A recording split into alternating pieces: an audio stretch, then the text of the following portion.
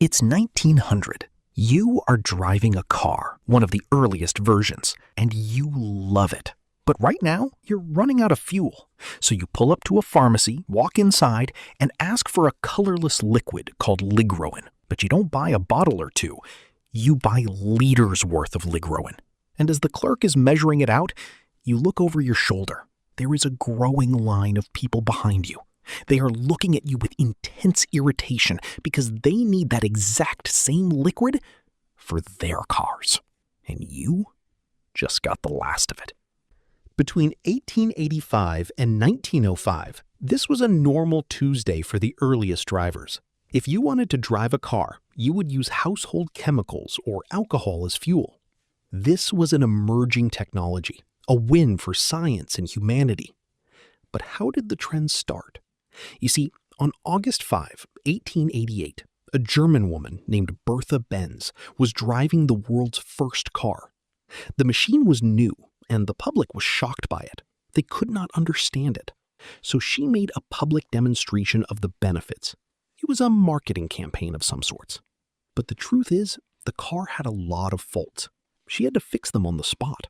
When the car ran out of the laboratory chemicals that powered it, she walked into a pharmacy and bought liters of ligroin, which at the time was used for cleaning. She used this as fuel and continued driving. And that was the start of buying fuel from drugstores. This public demonstration was a strategic move by Bertha to show the world the benefits of the new machine. But it was risky. If the car failed, her husband's reputation would be ruined, and public perception of the machine would deteriorate.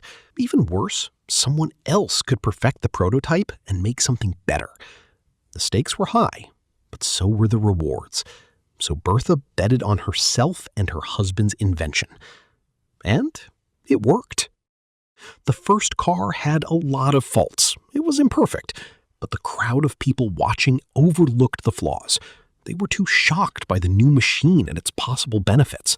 Within the next few years, car sales skyrocketed, and more innovation was channeled into this new means of transportation.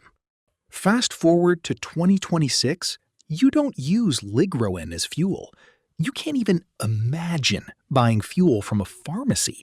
You have dedicated filling stations for that purpose. In fact, some cars don't even need fuel. But this beautiful new reality started with a risky move. A woman who stopped overthinking and took action despite the uncertainties. And that is where most of us get things wrong. You wait for things to fit your expectations before you start. You have a product, an idea. It's imperfect. There are flaws. So you spend time to refine and refine, but you always find some flaw. There is always something that needs to be fixed. Soon, you stop altogether. And just like that, your idea, your vision, was set aside, never to come alive. The reality is, you have a greater chance of success when you start first and then solve the problems along the way. An idea, a vision, is always perfect in the imagination. But the real application often differs from what you imagined. When you start despite uncertainties, you place your vision under the pressure of real-world scenarios. This exposes flaws in your process, flaws you wouldn't have noticed if you didn't try. If you always wait to be ready before you try, you never will. Cars used to run on household chemicals. Not anymore. Over the years, the process improved. But that only happened because there was a process in the first place. By starting despite uncertainties, you give yourself the opportunity to experiment fast, learn what works, and grow. The world is waiting for you to show them what is possible.